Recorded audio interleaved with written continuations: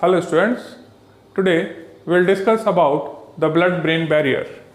Now when you will see the blood-brain barrier, now this is actually to control the transport of nutrients and other substances between the blood and the brain tissue. Now when you will see anywhere in the body, what you are able to see is that we have the capillary system, and these are lined by the flat squamous cells, and this is a normal structure of a capillary bed, and in this capillary bed you have these spaces or known as the pores, and here you will have the blood, and this is your extracellular space. Now in general, what will happen that you have the transport of the substance through these spaces. This is the normal phenomena which we are able to see everywhere in the body. But when we will talk about the brain, this brain is a very sensitive structure, and the neurons are very sensitive for the toxins and the drugs. So to prevent their damage, we have the special kind of the arrangement of the capillaries, and these capillaries will form the blood-brain barrier. Now what is the difference? That this capillary will form a one kind of the tight junction. It is going to form the kind of tight junction which is not present in routine area of the capillary system. Now these are the areas which are having the tight junction. Now these tight junctions are actually responsible for the blood-brain barrier. So if you will, this is the cell, so these are the capillary endothelial cells, and what is the main important crux in this blood-brain barrier is the tight junctions between the adjacent capillary endothelial cells, which is not present in the routine endothelial cell lining, which just I have shown you that this is the one endothelial cells, this is the another endothelial cell. Now when you will see this type of the routine capillary, we have the clear cut these area which are not present here because these areas are having the tight junctions. So this make this arrangement different from this routine arrangement of the capillary bed. Now what are the another components of the blood-brain barrier? Now we know that this blood-brain barrier actually controls the transport of the substance from the blood to the extracellular space. Now here you can see that these cells lies on their basement membrane, which is here. So this is the basement membrane, and here you are having the outside supporting cells which are known as astrocytes. So these are the foot processes of the astrocytes which are surrounding the outer area of these capillaries,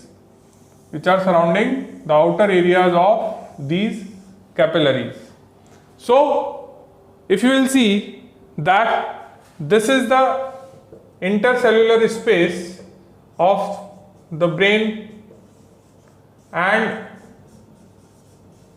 this is the capillary where you will have the blood. Now the transport will occur through the plasma membrane but it is possible only by some carrier or with the help of the receptor. ठीक है, सो अगर आप capillary का arrangement brain के अंदर देखेंगे तो brain के अंदर जो ब्लड ब्रेन बैरियर बनता है उसमें और एक नॉर्मल कैपिलरी बेड में क्या डिफरेंस है। तो नॉर्मल कैपिलरी बेड में ये टाइट जंक्शंस नहीं होते हैं। टाइट जंक्शंस होने की वजह से जो भी सब्सटेंस है वो इस कैपिलरी की वॉल के थ्रू जाएंगे, थ्रू द सेल्स। नॉर्मली वो सेल्स के पास से जो स्पेस होते हैं उनमें से गुजर जाते हैं, लेकिन यहाँ पे कोई स्पेस नहीं है, ये कंटिन्यूस लेयर ऑफ सेल है। तो अब जो भी सब्सटेंस यहाँ है अगर उसको बाहर निकलना है in this intercellular space of the brain तो उसको इस सेल के थ्रू एंड थ्रू ही जाना पड़ेगा। सो अब सेल में से सारे सब्सटेंस यहाँ नहीं आ सकते। तो यहाँ पे जो प्लाज्मा मेम्ब्रेन है उस प्लाज्मा मेम्ब्रेन पे रिसेप्टर्स होते हैं, those are for some carrier proteins or if these are the lipid soluble substance, then and then ये जो मटेरियल है वो ब्लड से निकल के इंटरसेलुलर स्पेस ऑफ ब्रेन के अंदर आ सकता है।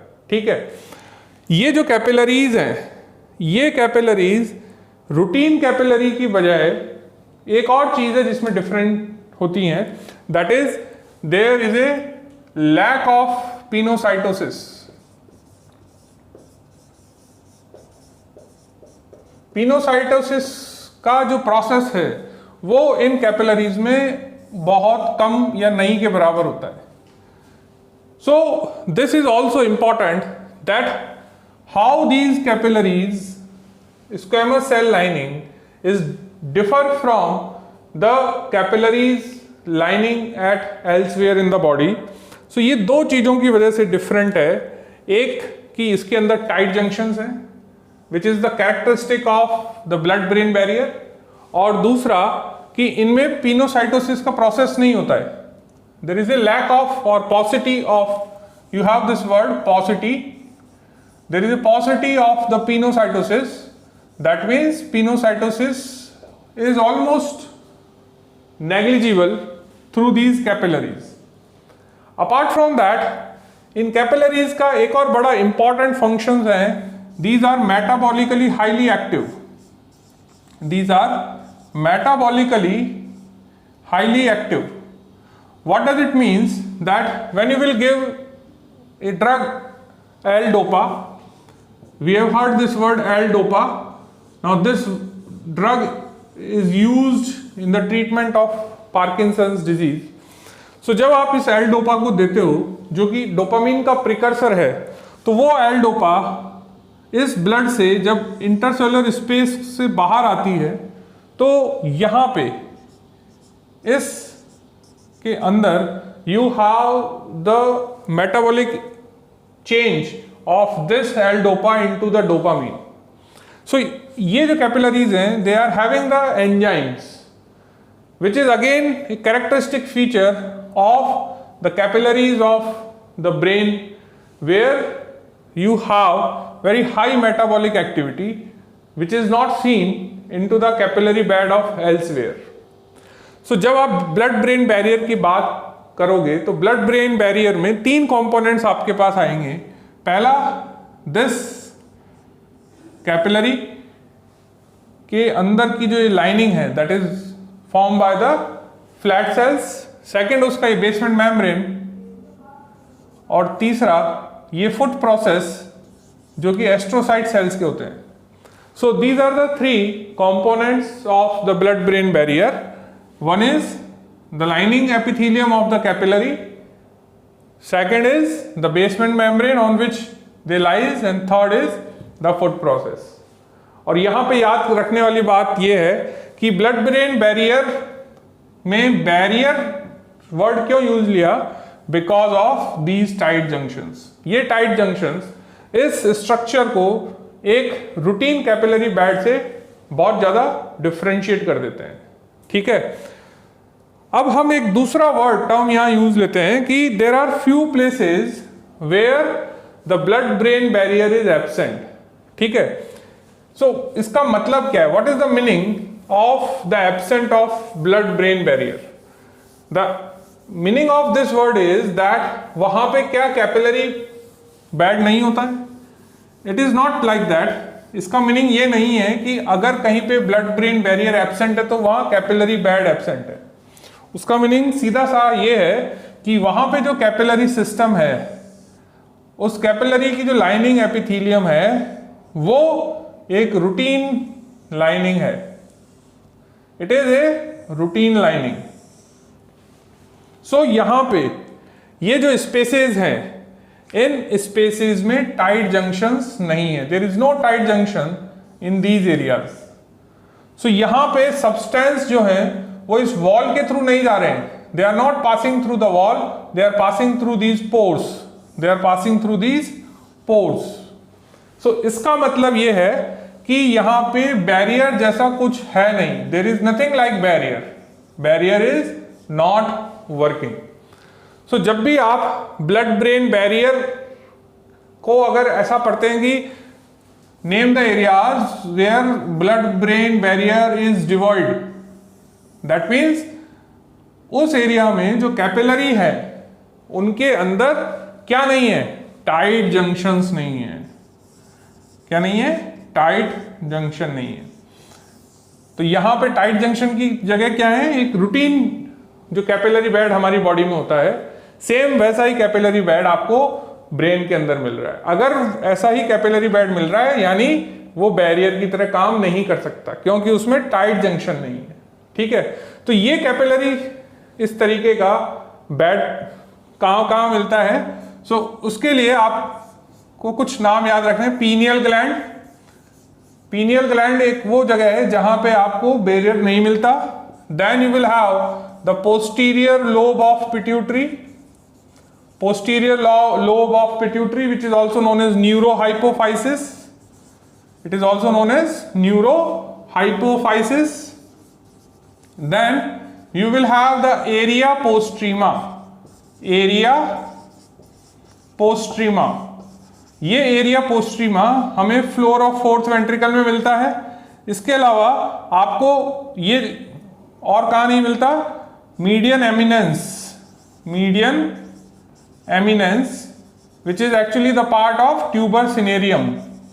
Tuber cinereum in the floor of third ventricle, and it is also absent in a place which is known as organ vasculosum lamina terminalis, OVLT, organ vasculosum lamina terminalis। सो ये वो normal areas हैं, ये वो areas हैं brain के जहां पे एक नॉर्मल कैपिलरी होती है।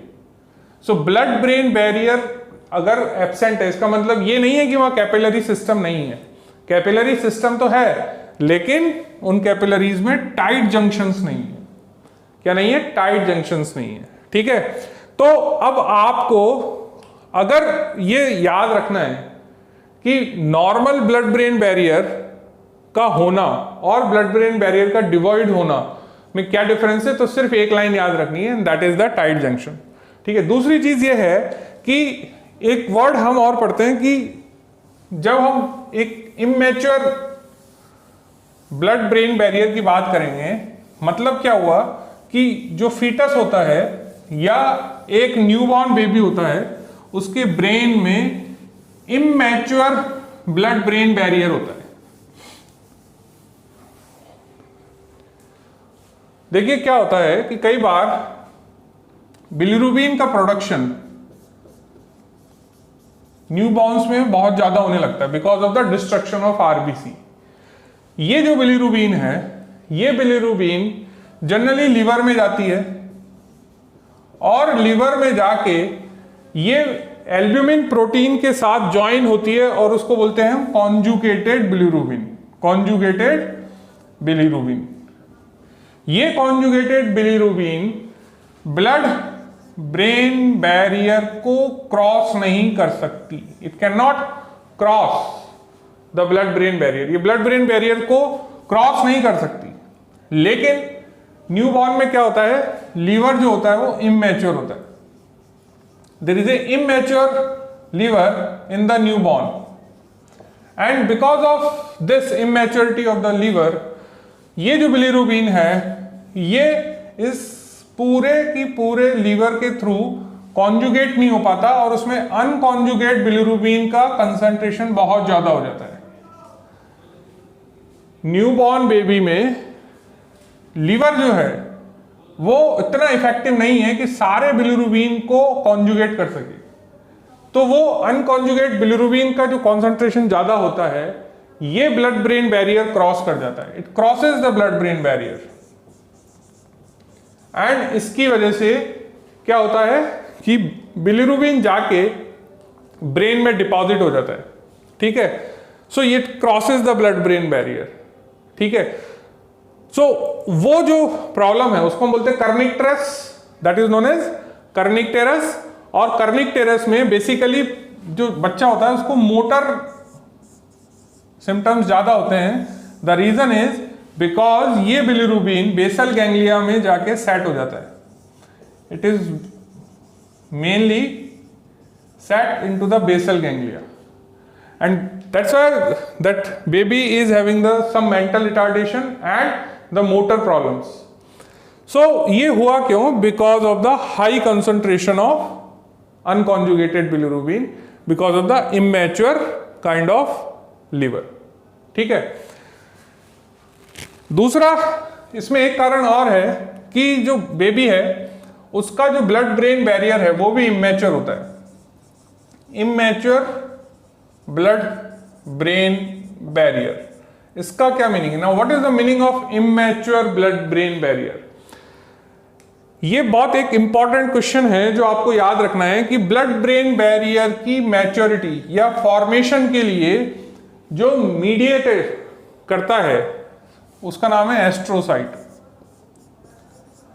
Astrocytes are responsible for the conversion of a routine capillary bed into the tight junction।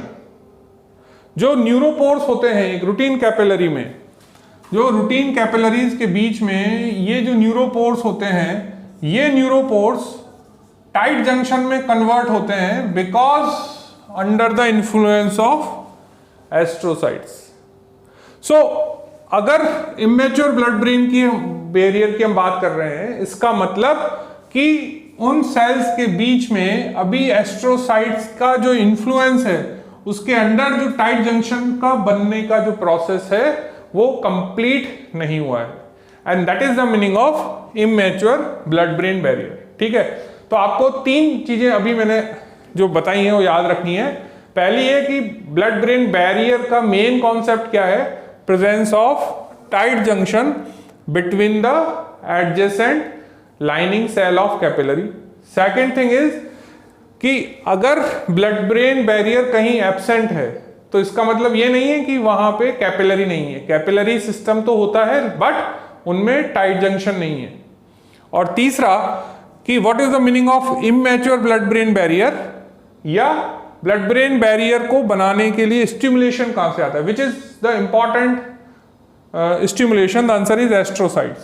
So astrocytes का रोल ब्लड ब्रेन बैरियर को बनाने में भी है। They are not only supporting the blood brain barrier from outside but they are also stimulating the formation of tight junction between the sales of capillaries, ठीक है। इसी तरह एक टर्म और हमारे पास यहां पे आती है, वो होती है ब्रेन इडिमा। एक हम टर्म पढ़ते हैं कि whenever there is a head injury or whenever there is a tumor or when there is a contusion in the brain, you have the term is known as brain edema. Now what is the meaning of this brain edema? That means जो आपका intercellular space है brain में वहां पे fluid बढ़ गया है। Now ये फ्लूइड बढ़ क्यों गया? ये फ्लूइड इसलिए बढ़ गया क्योंकि जो आपका कैपिलरीज का परमिएबिलिटी है वो बढ़ जाता है. This is a normal. So this is the structure of the capillary system of the brain, and where you will have the tight junction between the capillaries, और यहां पे आपका ब्लड है. ये एक्स्ट्रा सेल्यूलर स्पेस है बाहर की तरफ. अब ये जो परमिएबिलिटी है, this permeability of these cells has been changed. The permeability has been changed, and because the permeability has been changed, so the large amount of the fluid will come out into the interstitial space of the brain, and that will lead to the brain edema. So brain edema क्यों होता है? Because of the change in the permeability of the lining of capillary cells. ठीक है. अब ये जो lining capillary sales का जो परमिएबिलिटी है वो चेंज क्यों हुआ? उसके बहुत सारे मैंने कारण बताए, लाइक ट्रॉमा है, लाइक टॉक्सिन्स हैं, लाइक सम ट्यूमर्स हैं. So that is the brain oedema.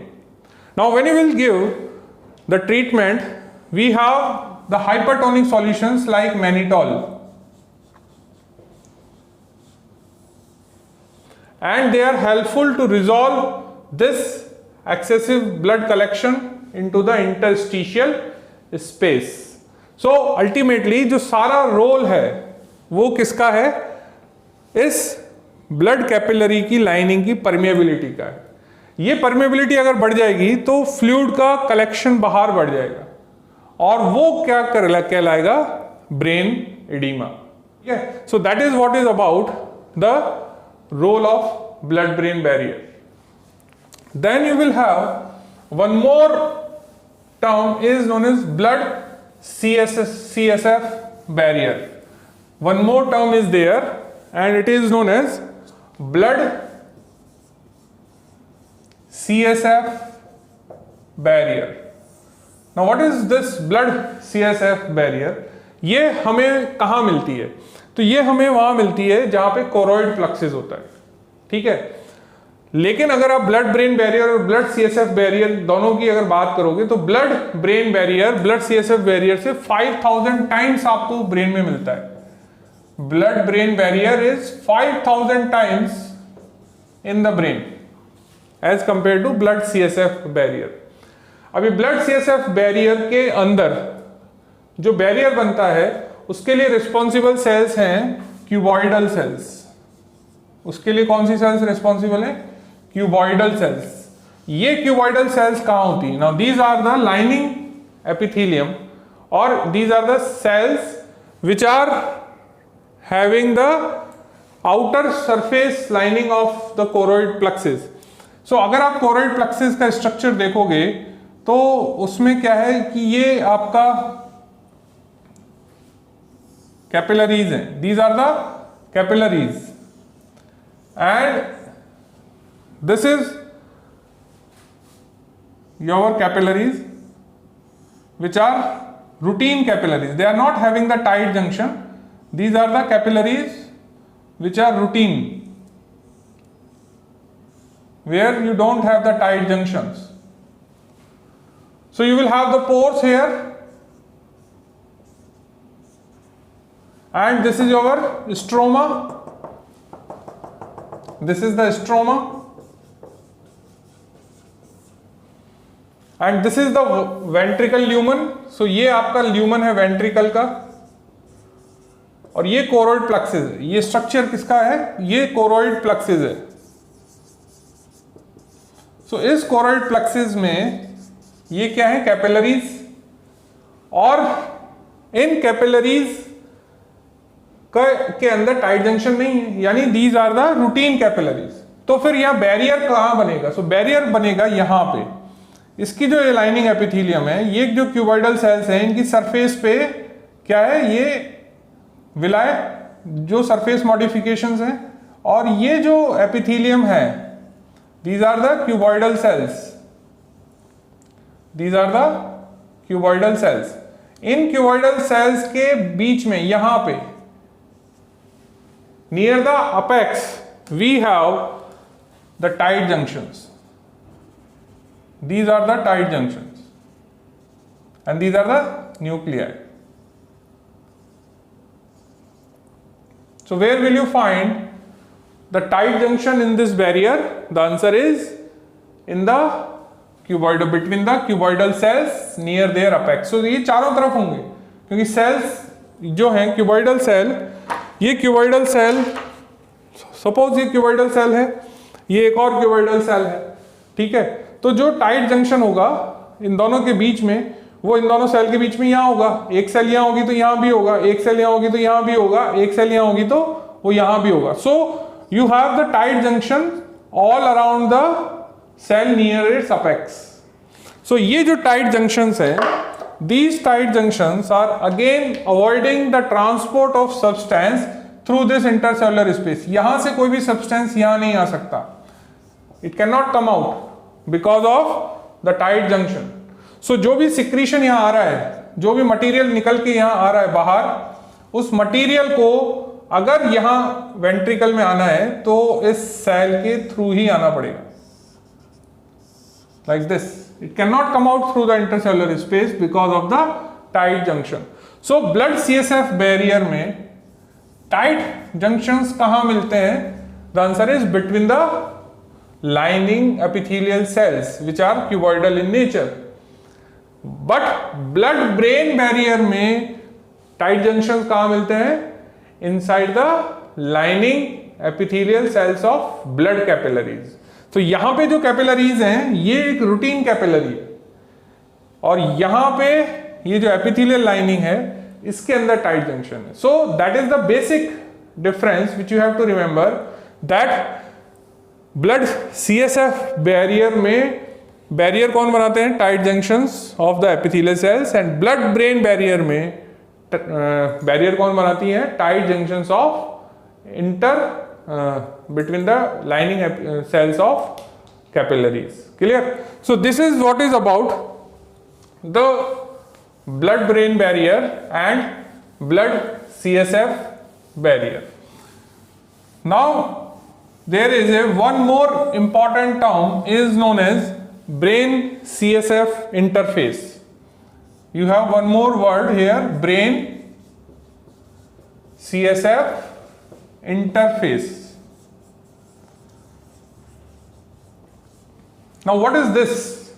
Now this is that आपने पढ़ा ब्लड ब्रेन बैरियर, आपने पढ़ा ब्लड सीएसएफ बैरियर। इस ब्लड ब्रेन बैरियर में क्या हुआ कि जो सब्सटेंस थे वो ब्लड से निकल के इंटरसेल्यूलर स्पेस ऑफ ब्रेन में आ गए, इंटरसेल्यूलर स्पेस में आ गए, ठीक है। अब ये जो सब्सटेंस है ये आगे क्या वापस ब्लड में थ्रू ब्लड ब्रेन बैरियर जाते हैं? Answer is no. ये आगे कहां जाएंगे? Now how they will drain? इसका ड्रेन कैसे होगा? इसी तरह से यहां से जो भी प्रोडक्शन हुआ वो वेंट्रिकल्स में निकल के आ गया, ठीक है। ब्लड से ब्लड सीएसएफ बैरियर के थ्रू जो भी था वो वेंट्रिकल में निकल के आ गया। अब वो वापस जब ब्लड में जाएगा तो क्या वापस इसी कोरोइड प्लेक्सस के थ्रू जाता है? Answer is no. यानी ये जो बैरियर है ये यूनिडायरेक्शनल है, ठीक है। एक बार except the gases oxygen CO2 का डिफ्यूजन होता है, लेकिन इन बाकी के मटेरियल को ड्रेन करने के लिए हमारे पास है ब्लड सीएसएफ इंटरफेस। यानी जो भी मटेरियल है वो इंटरसेल्यूलर स्पेस ऑफ ब्रेन से या वेंट्रिकल से कहां जाएगा? सीएसएफ में जाएगा। And we know that this CSF ultimately drain by the arachnoid villi into the superior sagittal sinus where you will have the venous blood. So वो ultimately venous blood में चला जाएगा। तो ये जो ब्रेन सीएसएफ इंटरफेस है, ये brain CSF interface मतलब क्या है कि जहां पे आपका ब्रेन और CSF मिल रहा है, वो कहाँ कहाँ मिलता है? तो वो दो जगह मिलता है। एक जैसे ये हम ब्रेन है, so when you will see the brain, this is the outer surface of the brain, and this outer surface is, you know that it is having the sulci gyri, and outside this brain we have the pia mater, and यहाँ पे ये arachnoid matter, उसके नीचे ये space में क्या है? subarachnoid matter में CSF, this is the subarachnoid space which is having the CSF. so ये आपका ब्रेन टिश्यू है, तो यहां पे ये बना brain CSF interface. So brain CSF interface एक तो कहां होता है? On the outer surface of the brain, where you will have, so यहां पे ये जो सपोज ये न्यूरोनल सेल्स हैं, ठीक है, ये आपके एस्ट्रोसाइट्स हैं, ये आपके बहुत सारे यहां पे न्यूरॉन्स हैं. तो ये जो इंटरसेल्यूलर स्पेस है, इस इंटरसेल्यूलर स्पेस में इनपुट कहां से आया? कैपिलरीज से. इनपुट कहां से आया? कैपिलरीज से, through the blood brain barrier, through the blood brain barrier. But output यहां से जाएगा through this interface, that is known as brain CSF interface. इसी तरह से दूसरा इंटरफेस होता है वेंट्रिकल की वॉल में, ठीक है, क्योंकि कोरोइड प्लेक्सस सारे वेंट्रिकल्स में तो नहीं होता. कोरोइड प्लेक्सस ऐसा तो है नहीं कि जितना भी हमारा वेंट्रिकुलर सिस्टम है उसमें हर जगह है. तो जो वेंट्रिकल की लाइनिंग है, इनर लाइनिंग, सो वेंट्रिकल की इनर लाइनिंग क्या है? एपेंडाइमा, और एपेंडाइमा के पीछे क्या है? उसका basement membrane, and then again you will have the brain material, ये वाला एरिया.